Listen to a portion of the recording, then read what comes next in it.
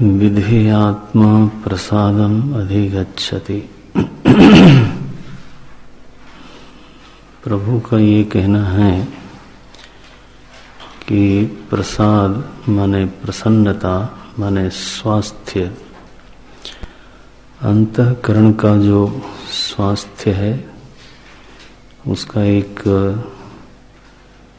सिद्ध लक्षण है चित्त की प्रसन्नता, चित्त का आनंद।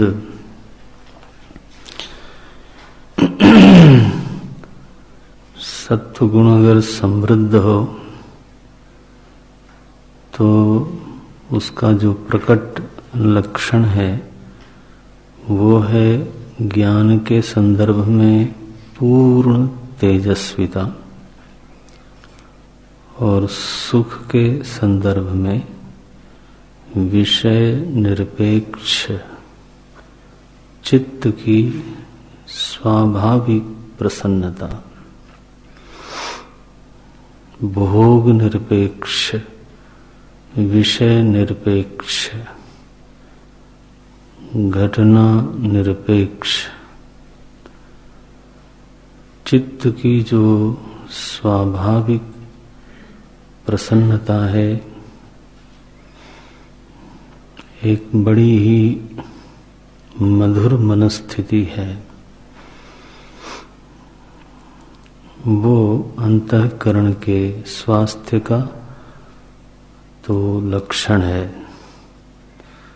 अंतःकरण में सत्वगुण की समृद्धि का लक्षण है। यही वह स्थिति है जिसको समाज में शांति बोलते हैं। चित्त की निरुपद्रव आनंदमयी जागृत अवस्था, चित्त की निरुपद्रव आनंदमयी जागृत अवस्था, यह अवस्था चित्त की है। इसको शांति बोलते हैं। चित्त में यह जो अवस्था है उसको सभी चाहते हैं,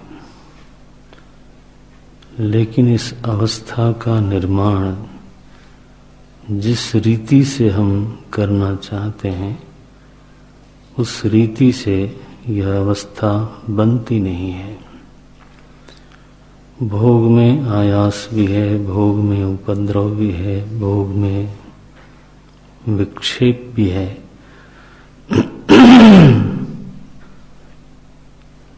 तो कदाचित चित्त में अनुकूल स्थिति का निर्माण भले हो जाए, लेकिन उसमें निरुपद्रवता कई बार नहीं होती और कई बार जो जागृति होनी चाहिए, जो तेजस्विता होनी चाहिए, जो विकारहीनता होनी चाहिए,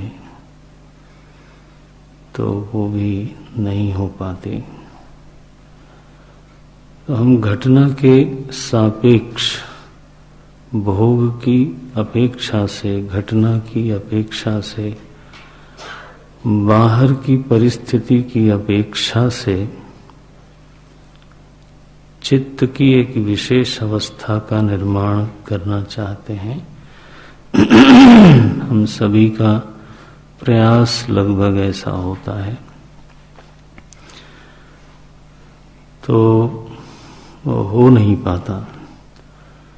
परिस्थिति में अनुकूलता का अंश अधिक हो सकता है, लेकिन ऐसी कोई परिस्थिति नहीं होती जिसमें प्रतिकूलता मिश्रित न हो। तो परिस्थिति से, इसी तरह से भोग के साथ भी है।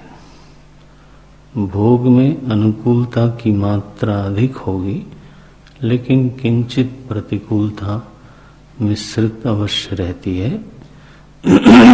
ऐसा कोई भोग आपके ध्यान में नहीं आवेगा जो 100% अनुकूल रहा हो, ये नहीं हो सकता।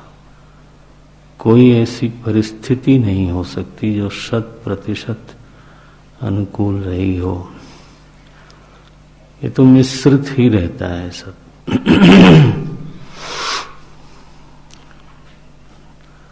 तो ऐसी स्थिति में उपद्रव तो शामिल हो गया अनुभूति में, क्योंकि जो प्रतिकूलता के बीच में मिली हुई अनुभूति है वह तो चित्त में उपद्रव की अनुभूति कराता है। इसलिए कई बार आदमी विवश होके बोलता है, लाभ तो बहुत हुआ, शांति नहीं है। समृद्धि तो आई घर में, शांति नहीं है। और काम तो हो गया, जो काम हमने शुरू किया था वो काम तो हो गया, लेकिन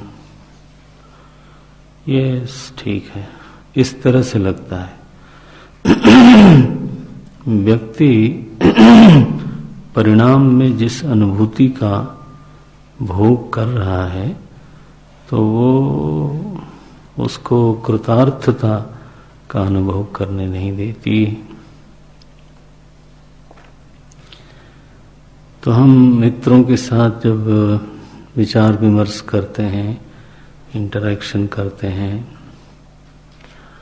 लोग अपने अनुभव बताते हैं, हम अपना अनुभव बताते हैं, तो आदमी तो चाहता तो यही है, चित्त की अवस्था विशेष, लेकिन उसको सम और अदर वो उसको मिलती नहीं है। पता नहीं कहाँ सब चीजें जो हैं छिपी बैठी हैं। कहीं आशंका, कहीं विकार, कहीं भविष्य का भय, कहीं कुछ लगा ही रहता है।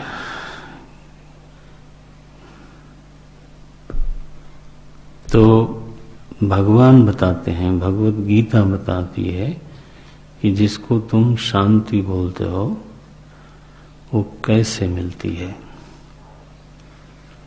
वो और कोई तरीके से शायद मिलती होगी, ऐसा बोल नहीं सकता मैं, लोगों का अनुभव नहीं है। लेकिन यस, गीता जी में एक पद्धति बताई गई है, एक बार उसका भी प्रयोग व्यक्ति को करना चाहिए। जब इतने प्रयोग किए हैं तो इसका भी प्रयोग होना चाहिए। सो प्रभु की प्रीति की परायणता स्वीकार कर ले व्यक्ति, बस इतना ही है। एक छोटा सा सूत्र है कि जीवन में जो हमारा इंद्रियक आचरण है वो सब का सब प्रीति परायण हो। कर्तव्य परायण तो खैर जो होना है वो तो हो ही जाएगा। अगर तो परमात्मा का आश्रय हो मन में और उन्हीं की प्रीति को ध्यान में रख करके उनको शामिल करके व्यक्ति कर्म करे, भोग करे, दोनों। भोग भी बिना उनके न हो, कर्म भी उनके बिना न हो। तत्प्रत्यर्थम तत्प्रीत्यर्थम तत्प्रीत्यर्थम। जब ऐसा जीवन बनने लग जाता है तो राग द्वेष गौण होने लगते हैं, क्योंकि उनकी चलती नहीं है। चाहते वो बहुत हैं कि आप ये बोलो, ये मत बोलो, ये करो, ये मत करो, लेकिन जब एक बार व्यक्ति कर्तव्य परायण हो जाए अथवा प्रभु परायण हो जाए तो उसका तो स्वामी बदल गया। प्रभु के शासन में आने का सीधा मतलब है वासना के शासन से मुक्ति, राग द्वेष के शासन से मुक्ति। हुक्म देने वाला बदल गया। ये जो हुक्म आज हमें दे रहे हैं राग अथवा द्वेष, राग अथवा द्वेष, रुचि रुचि रुचि, ये मुझे पसंद नहीं है। यस,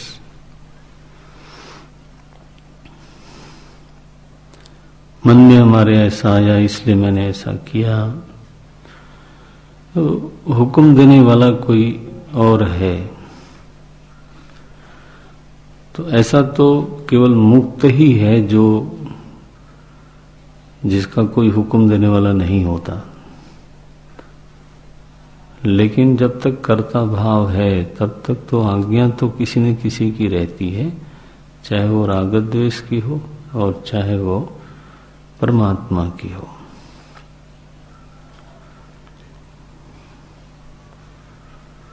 जब राग द्वेष से हम आज्ञाएं न लेकर के परमात्मा की प्रीति का, प्रभु की प्रीति का ध्यान रख करके, उनको हाजिर नाजिर जान करके, उनको नित्य उपस्थित मान करके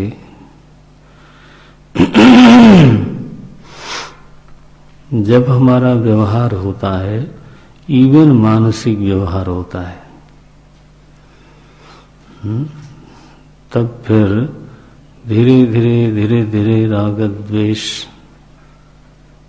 उनका हुनर नहीं चलता, उनकी आज्ञाएं नहीं चलती, तब उसको बोलते हैं आत्मवश्यैहि इंद्रियैहि। और इस तरह की इंद्रियां जिसकी हैं उस आदमी को बोलते हैं विधेय आत्मा। तो भगवान का ये कहना है बड़े साफ शब्दों में कि प्रसादम अधिगच्छति कह सर्वे न अधिगच्छन्ति। एक विशेष व्यक्ति है वही प्रसादम अधिगच्छति। कौन है वो? विधेय आत्मा। ऐसा अंतःकरण वाला जिसका अंतःकरण पूरी तरह से आज्ञाकारी है, विधेय है। आत्मा माने अंतःकरण।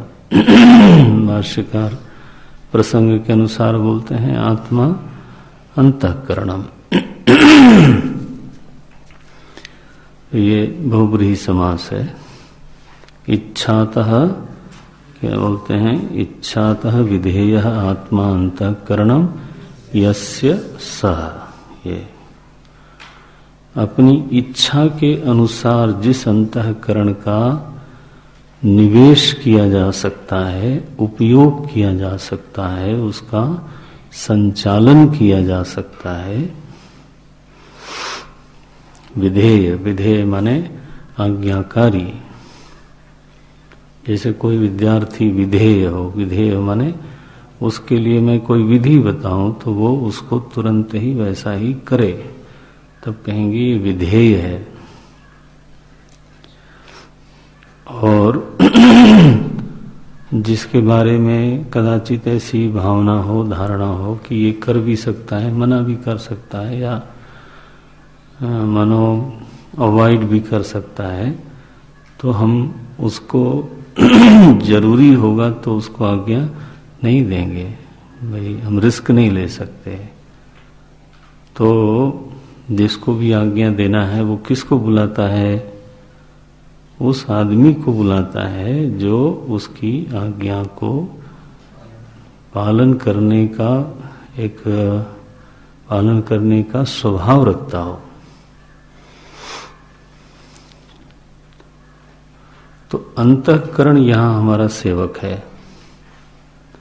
मैं अंतःकरण वाला स्वामी हूं उसका।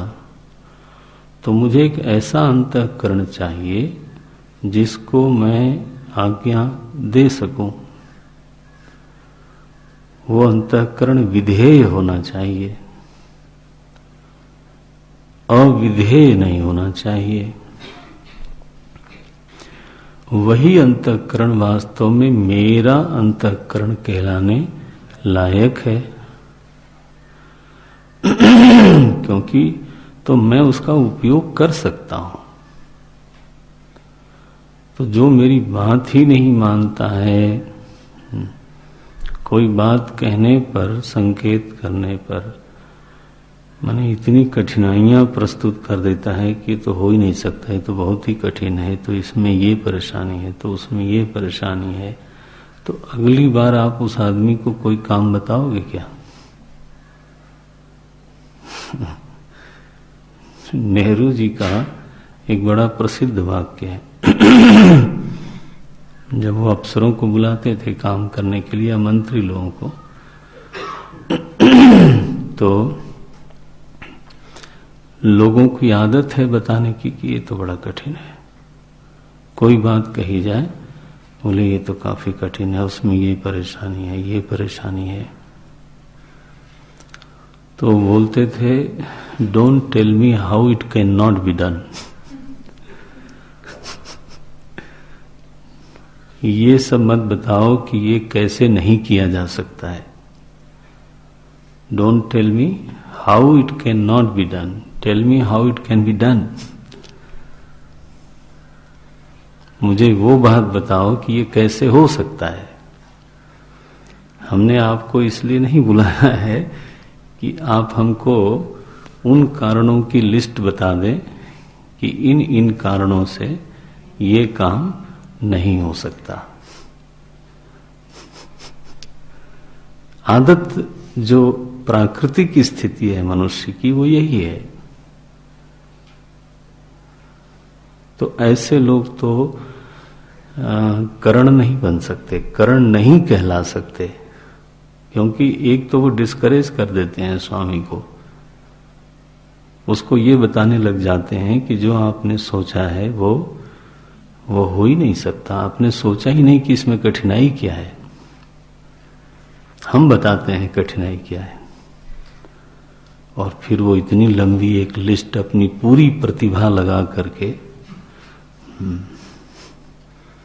उनकी प्रतिभा इस बात में है कि उन कारणों की गिनती कराई जाए कि इसमें कितनी कठिनाई है, आपने सोचा ही नहीं था। तो स्वामी बेचारा सोचता है कि मैंने गलती कर दी। दूसरा व्यक्ति है, कठिनाइयां उसके सामने भी हैं, लेकिन वो उसको स्वयं हल करता है, यही तो उसकी सेवा है। और वो काम करके दे देता है, बात खत्म हुई। और अगर स्वामी समझदार है तो उसको भी मालूम है कि इस काम में कठिनाइयां हैं, लेकिन जब वो व्यक्ति जब सेवक उन कामों को करके दे देता है तो जानता है कि he is the person, problem shooter, ये प्रॉब्लम को खत्म करता है, ये बताता नहीं। तब उसको एक सहारा मिलता है, तब उसको एक ही इज माई मैन। माई शब्द कब लगाएगा वो? जब उसको लगेगा yes, he does not tell me कि ये क्या क्या प्रॉब्लम है और फिर आप ही रखो अपने पास, मेरे से तो हो नहीं सकता और आपसे भी हो नहीं सकता, और इसलिए आपका संकल्प व्यर्थ का मनोरथ है। No, this is not the way of doing seva. आपका अंतःकरण कैसा है? जब मैं कोई संकल्प करता हूं वो 50 चीजें बताएगा, वो अंतःकरण नहीं चाहिए। विधेय आत्मा, ऐसा अंतःकरण हो जाए जो हमारे आज्ञा के अनुसार चले, हमारा सहयोगी हो, हमारा मित्र हो, हमें सुकून पहुंचाने वाला हो, हमको चैन देने वाला हो, हम उस पर भरोसा कर सकें, हैं? तब बोल सकता है व्यक्ति कि मेरा अंतःकरण है। ये हमारा अंतःकरण कैसा है? विधेय आत्मा है, he is my Ratna, like बोलते हैं लोग, ये मेरा नगीना है, आदमी को बोलते हैं। वो तो बाहर हुआ, भीतर भी कोई होना चाहिए जो उसी तरह का आज्ञाकारी होवे। दृष्टांत अगर मैं दूं तो ऐसा मन में आता है कि जैसे लक्ष्मण जी श्री राम प्रभु के लिए विधेय आत्मा है, उनको जो भी आज्ञा देनी है दी जा सकती है, and he will deliver the good. ऐसा नहीं है कि वो कहें कि बहुत कठिन है, नो, करके दे देंगे। अब अगर हनुमान जी बताने लग जाते कि संजीवनी बूटी इतनी देर में नहीं आ सकती, तो उनके इस ज्ञान बताने से राम जी को क्या फायदा होता? सोचो।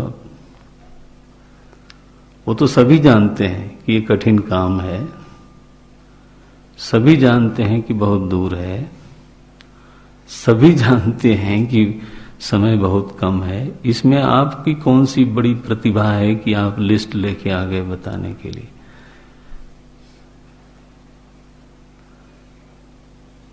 प्रतिभा तो ये है कि हम एक, हमारे पास प्रोजेक्ट है and I have completed it. अब उसमें जो समस्याएं हैं वो मेरी समस्याएं हैं, वो मैं क्यों बताऊं कि काल नेमी आएगा तो मैं क्या करूंगा? मुझे उस समय जो समझ में आएगा मैं करूंगा। विघ्न नहीं आते हैं क्या? आते। तो ये महापुरुषों से सीखने वाली बात है। अच्छा, ऐसा जीवन जीने से अचीवमेंट क्या है? बोले 35-36 साल में, 40 साल में एक फ्लैट आ जाएगा है? एक छोटी सी मारुति, पंजाबी में मारुति बोलते हैं एक मारुति आ जाएगी। नहीं, अचीवमेंट क्या है? इस जीवन पद्धति की उपलब्धि क्या है? बोले जिस उपलब्धि के लिए सारी दुनिया सिर पीट रही है, प्रसादम अधिगच्छति, दिस इज द अचीवमेंट।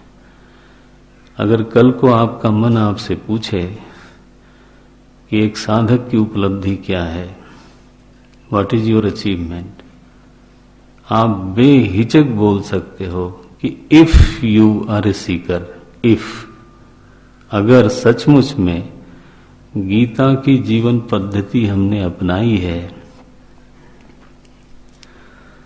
तो उसकी फलश्रुति जीवन में आनी चाहिए, और वो है प्रसन्नता।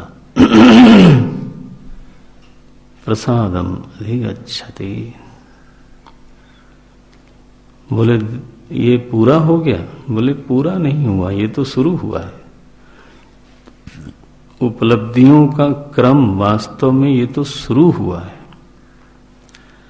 चित्त में जब आनंद का एक वातावरण बना रहता है,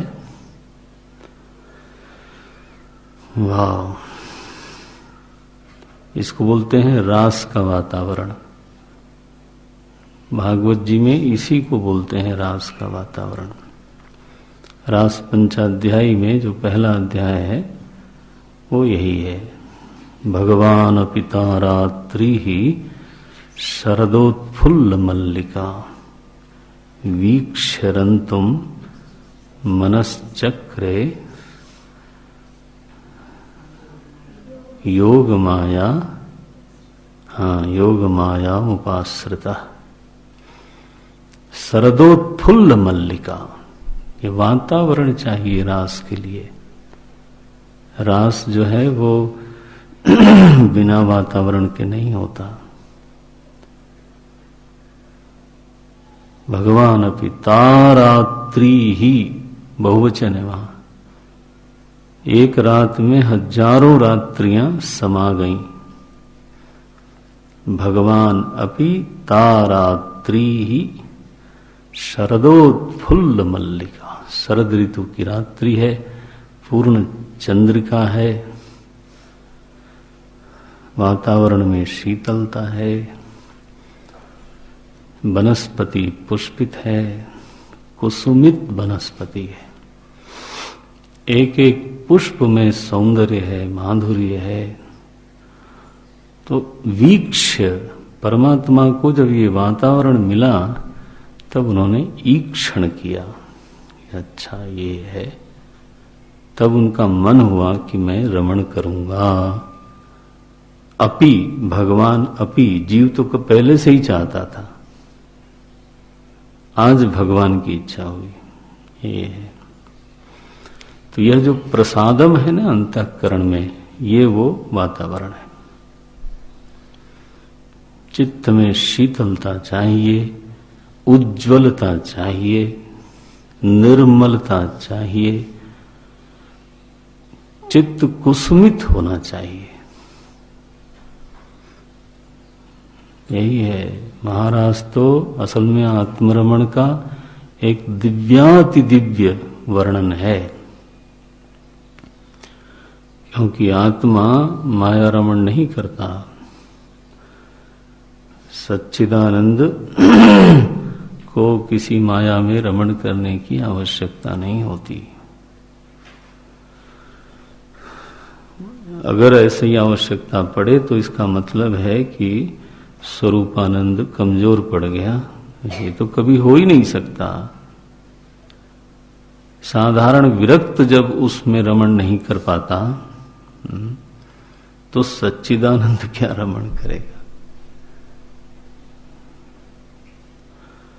तो क्या स्थिति बनी, बोलते हैं प्रसादे सर्व दुखानां हानिरस्योपजायते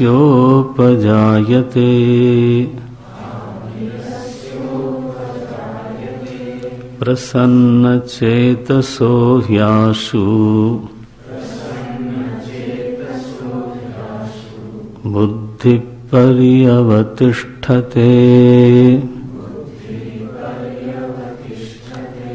बुद्धिः पर्यवतिष्ठते।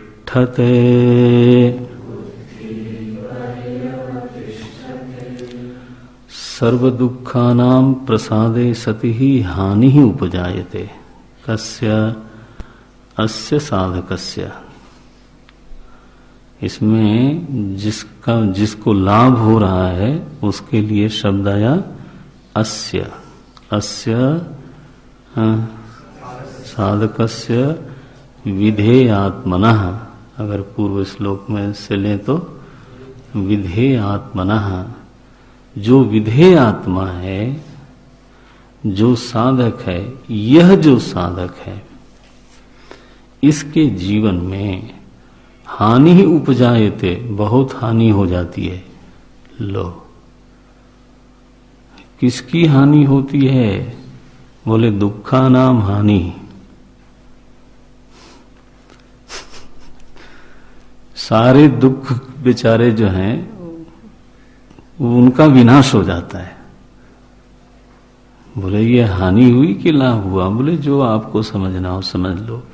अब हानि तो हुई ही, विनाश तो हुआ, चाहे दुखों का ही सही।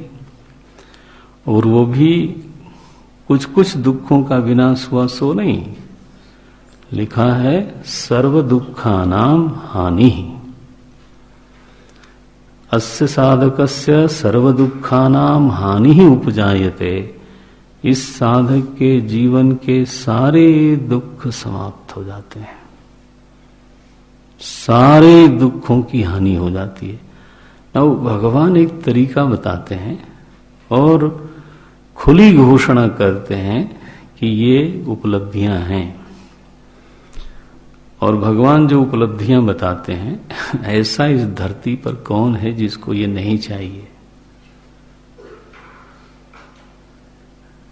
और ऐसा इस धरती पर कौन है जो इसी के लिए नहीं मर मिट रहा है? जो भी धर्म अधर्म जो भी हम करते हैं, दौड़ भाग छल कपट सब इसी के लिए करते हैं। दुखों की हानि हो जाए, चित्त में प्रसन्नता आ जाए, बस वो कहते हैं जरा रिलेशनशिप देखो आप, राग द्वेष वियुक्त ही से शुरू होता है,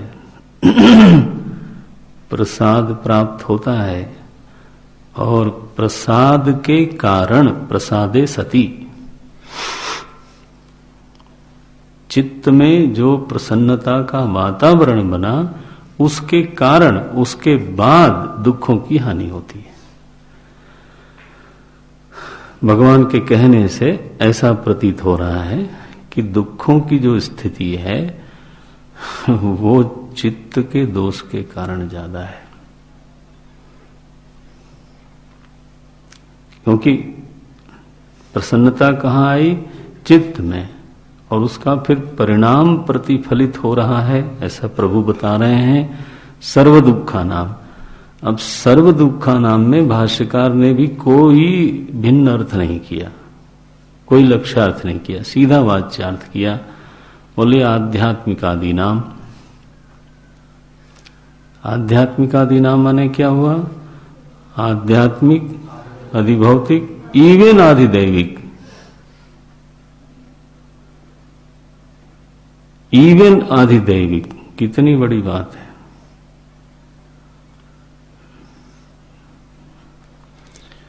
ये कैसे होगा? क्या प्रारब्ध खत्म हो गया या समष्टि प्रारब्ध खत्म हो गया? आफ्टर ऑल जो आधिदैविक दुख आता है वो कई बार केवल व्यष्टि प्रारब्ध से नहीं आता। मान लो अकाल पड़ा, लोग इसको आधिदैविक दुख मानते हैं। मानो अतिवृष्टि हुई है, इसको लोग आधिदैविक दुख मानते हैं। मानो भूकंप हुआ, तो अब उसमें तो समष्टि प्रारब्ध है, तो आप क्या कहना चाहते हो? भगवान ने तो यही कहा है, सर्व दुखाना। आध्यात्मिक दुख, आध्यात्मिक दुख का मतलब हुआ दुख का आश्रय वो चीजें हैं जिनको आप मैं मानते हो, जैसे शरीर है, जैसे इंद्रियां हैं, जैसे मन है, इसको बोलते हैं आध्यात्मिक दुख। शरीर में पीड़ा हो गई, विकार आ गए, मन में कोई खिन्नता आ गई, इंद्रियों में विकार आ गए, ये सारे दोष आध्यात्मिक दुख कहलाते हैं। अब जिनको आप मम कह सकते हो या दूसरा व्यक्ति मम बोलता है, वो हुआ अधिभूत, जो आपके सामने परिस्थिति है। मैं के जो बाहर चीजें हैं उनको आप अधिभूत बोलते हो। तो क्या आपका प्रारब्ध खत्म हो गया? क्योंकि प्रारब्ध से ही शरीर और प्रारब्ध से ही बाहर की परिस्थिति। अब अगर ये कहा जा रहा है कि आदि भौतिक दुख भी नहीं होते, हाँ, आध्यात्मिक भी नहीं और आधिदैविक भी नहीं, तो क्या ऐसा नहीं लगता है कि यू आर प्रॉमिजिंग टू मच? आप कहीं कुछ बहुत ज्यादा ही आश्वासन तो नहीं दे रहे हो?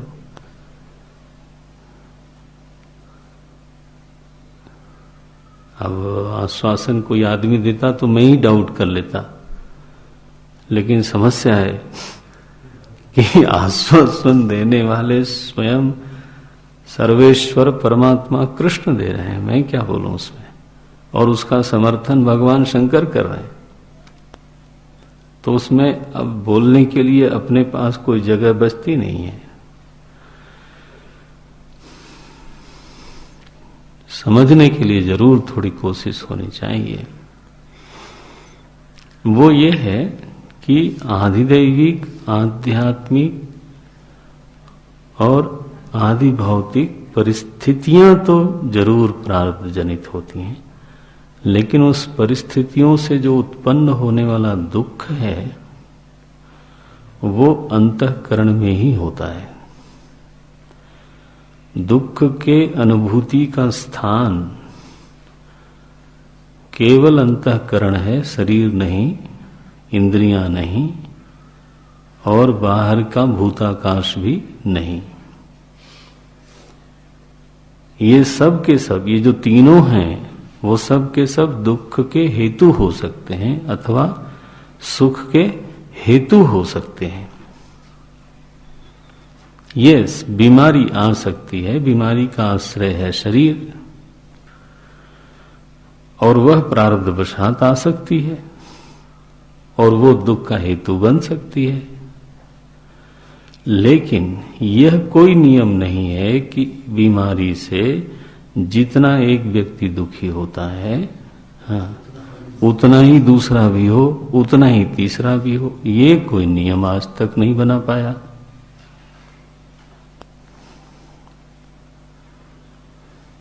कि परिस्थिति विशेष में सभी को एक ही जैसा दुख होना चाहिए, ये नियम आज तक कोई नहीं बना पाया।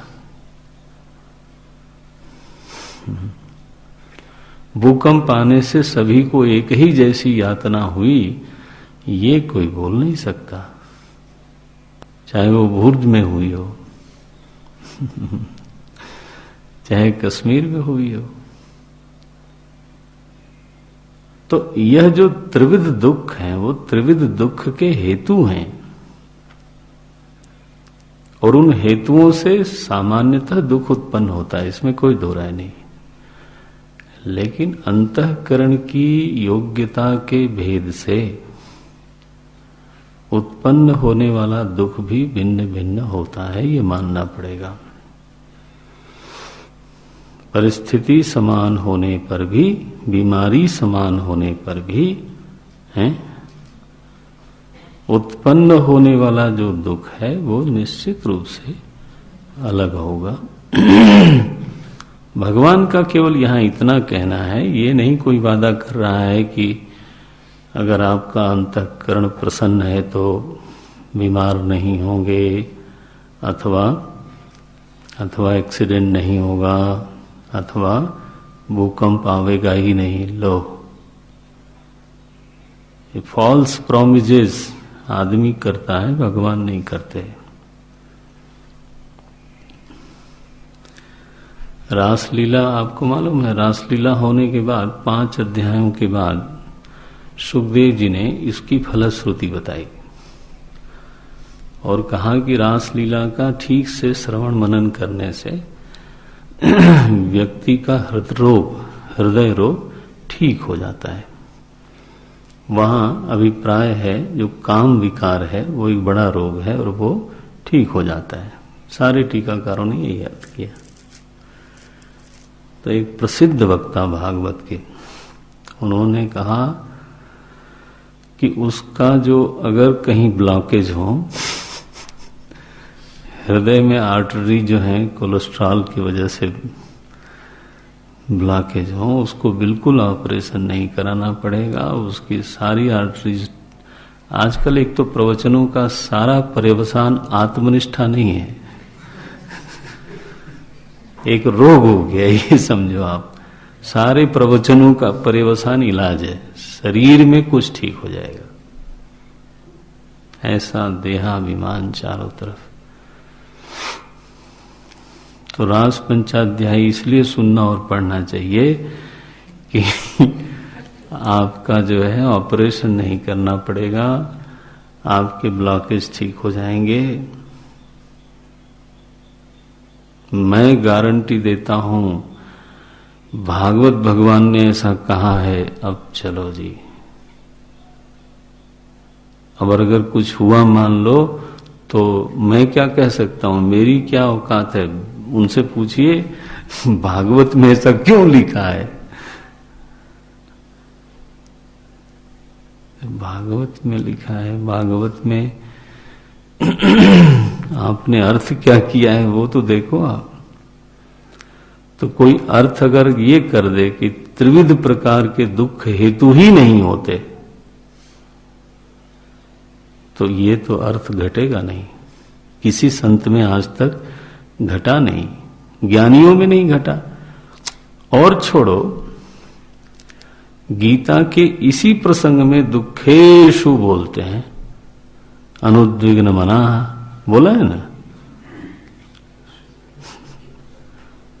56वां श्लोक यही है, दुखेशु अनुद्विग्न मना।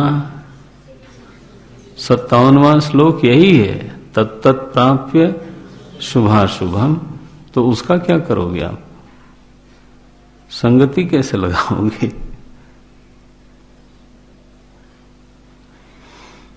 ये नहीं होता।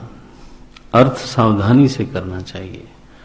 ये दुख के हेतु कर्मवशात जरूर आते हैं, लेकिन हेतु दुख उत्पन्न करा ही दें, दुख दे ही दें, यह सामर्थ्य उन हेतुओं में नहीं होती। जरूरी नहीं है।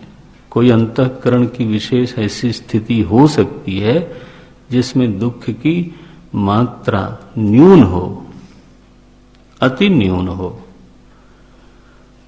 ऐसा अंतःकरण हो सकता है। लोगों ने फांसी पर जाने के पहले, है ना, वंदे मातरम कहा, प्रसन्नता व्यक्त की, गले मिले, भारत माता की जय बोली। अब आखिर वो भी एक अंतःकरण की विशेषता ही है। दुख का हेतु तो वही है। आखिर उनकी जान नहीं गई ऐसा थोड़ो है, लेकिन एक विशेष अंतःकरण में वही हेतु निष्फल हो गया, दुख देने में असमर्थ हो गया। तो कहना ये चाहते हैं परमात्मा कि जिसके चित्त में इस प्रकार की एक बार प्रसन्नता सिद्ध होने लग गई, स्वास्थ्य मिलने लग गया, उसके चित्त में दुखानुभूति की संभावना घटती घटती घटती चली जाती है। दुख के हेतुओं का जो प्रभाव है वो ऐसे अंतःकरण में कम होता है, नहीं होता है। दोनों बात कही जा सकती है। मालिक साहब ने कहा है तो हम कह सकते हैं उनका आधार लेकर के, सर्व दुखानाम हानि अस्य उपजायते, अस्य साधकस्य सर्व दुखानाम हानि ही उपजायते कदा कदा प्रसादे सती। ये प्रसन्न हो जाने के बाद, पूर्व श्लोक से इसकी संगति। फिर दुखों की हानि हो गई तो प्रसन्नता निर्बाध हो गई, प्रसन्नता निरुपद्रव हो गई। स्वाभाविक है भाई, उपद्रव से ही प्रसन्नता बाधित होती है। आपने कहा कि वो तो नष्ट हो गए, उनका प्रभाव कम हो गया, नहीं हो गया, तो प्रसन्नता निर्बाध हो गई, निरुपद्रव हो गई। ऐसा जो मन है निरुपद्रव प्रसन्नता से अनुग्रहित, निरुपद्रव प्रसन्नता से जो आनंदित मन है, लिखते हैं प्रसन्न चेतसो याशु। ये बहुब्रीहि है, प्रसन्न चेतसः माने जिसका चित्त प्रसन्न है वह है प्रसन्न चेतसः। जो प्रसन्न चित्त वाला साधक है, अवस्थित बुद्धे है, कृतकृत्यता यतः, ये ऐसा कोई है तो उसकी क्या स्थिति है? स्वस्थांतःकरण से भाष्यकार लिखते हैं, जिसका अंतःकरण स्वस्थ है, ऐसा अंतःकरण वाला आशु शीघ्रम, ऐसे अंतःकरण वाले की बुद्धि जल्दी ही आत्माकार हो जाती है। ये लो है, निराकार हो जाती है। वह किसी आकार में आसक्त नहीं होने के कारण जैसे ही श्रवण व्यापार मिला उसको, हाँ, वो बुद्धि निराकार हो गई। कैसी घटना बोलते हैं शीघ्रम बुद्धि पर्यवतिष्ठते। पर्यवतिष्ठते माने क्या? चारों तरफ व्याप्त हो जाती है। आत्मा में समाहित हो जाती है। कैसे? बोले आकाशम इव परिसमन्तात् अवतिष्ठते। केन रूपेण? बुद्धि रूपेण नहीं, आत्मस्वरूपेण। ये घटाकार बुद्धि घट रूपेण तिष्ठति, ठीक। पटाकार बुद्धि पट रूपेण अवतिष्ठते, लेकिन आत्माकार बुद्धि आत्मस्वरूपेण अवतिष्ठते। ये देखो, माने प्रमा, एकदम प्रमा मिल जाती है उसको। ऐसा जिसका निर्मल अंतःकरण है, चित्त है, उसी की बुद्धि। और लिखा भगवान ने आशु, शीघ्र, उसकी बुद्धि शीघ्र ही प्रमाण व्यापार काल में ही है आत्माकार हो गई। बस जैसा प्रमाण ने कहा वैसा आकार बुद्धि में बन गया।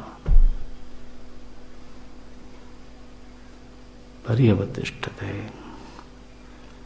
अच्छा, ये हुई असली अंतिम उपलब्धि। प्रसादम अधिगच्छति तो शुरुआत थी, इसीलिए मैंने कहा वो तो शुरुआत थी। प्रसन्न चेतसो यासु बुद्धि ही पर्यवतिष्ठते एवं प्रसन्न चेतसः अवस्थित बुद्धे। इस प्रकार से जो निर्मल प्रसन्न अंतःकरण वाला व्यक्ति है, अब उसकी बुद्धि आत्मा में अवस्थित है, इसलिए उसकी बुद्धि को क्या कहा जाएगा? अवस्थित बुद्धे है। अच्छा, जिसकी बुद्धि आत्मा में स्थिर नहीं हो पाती उसको क्या कहेंगे? अनवस्थित। हाँ, इसीलिए कंट्रास्ट में समझ में आती है चीजें। अनवस्थित बुद्धे है। एक साधक है जो आत्माकार नहीं हो पा रही बुद्धि, तो उसको बोलना पड़ेगा अनवस्थित बुद्धि। एक साधक है जिसकी बुद्धि कभी इधर कभी उधर जाती है, तो क्या बोलेंगे? अनवस्थित बुद्धि। और यहां स्थिति है अवस्थित बुद्धे। कस्य अवस्थित बुद्धे? प्रसन्न चेतसा। प्रसन्न चेतसः अवस्थित बुद्धे है कृतकृत्यता। 3 स्टेप बताया। प्रसन्न चेतस, फिर बुद्धि का अवस्थान आत्मा में, और फिर उससे कृतकृत्यता। प्रसन्न चेतसः अवस्थित बुद्धे कृतकृत्यता यतः। चूंकि ये मार्ग है, इसलिए हे साधक शुरुआत करो जहां से मार्ग शुरू होता है। कहां से होता है? रागद्वेष वियुक्त ही भाष्यकार निगमन करते हैं। अंतिम पंक्ति है, रागद्वेष वियुक्त ही इंद्रियैः ही शास्त्र अविरुद्धेषु अवर्जनीयेषु युक्त समाचरेत्। यह रास्ता है जो कृतकृत्यता में जाकर के पर्यवसित होता है। इस रास्ते पर चलो, अंधा भी होकर चलोगे तो पहुंच ही जाओगे। ठीक है ना? ये मार्ग है। बोलते हैं परमात्मा कि ये जो बुद्धि हमने बताई, ये उन लोगों को मयस्सर नहीं होती। उर्दू बोलने का मन हो रहा है। ये उन लोगों को मयस्सर नहीं होती जो लोग प्रीति परायण नहीं होते, कर्तव्य परायण नहीं होते। माने योग बुद्धि जो हमने बताई थी 47वें और 48वें श्लोक में, वो जिन्होंने उसका पालन नहीं किया है, नास्ति बुद्धि अयुक्तस्य योग रहितस्य। तो बुद्धि ही नहीं होती, फिर भावना भी नहीं होती, फिर अशांति होती है। अशांतस्य कुतः सुखम। एक तरफ दो रास्ते हो गए ना, एक तरफ बुद्धि आत्मा में पर्यवसित हो रही है, दूसरी तरफ भगवान कहते हैं न बुद्धि है, न भावना है, न शांति है, न सुख है। Now choice is yours. आप खुद चुनो कि आपको किस रास्ते पे चलना है। ये गीता जी है, खुला खुला रास्ता बता देती है। इसको बोलते हैं रिटन ऑन द वॉल, दीवाल पे लिखा हुआ सच है। If we are blind and not ready to read, खुश रहो। ओम पूर्णमदः पूर्णमिदं पूर्णात्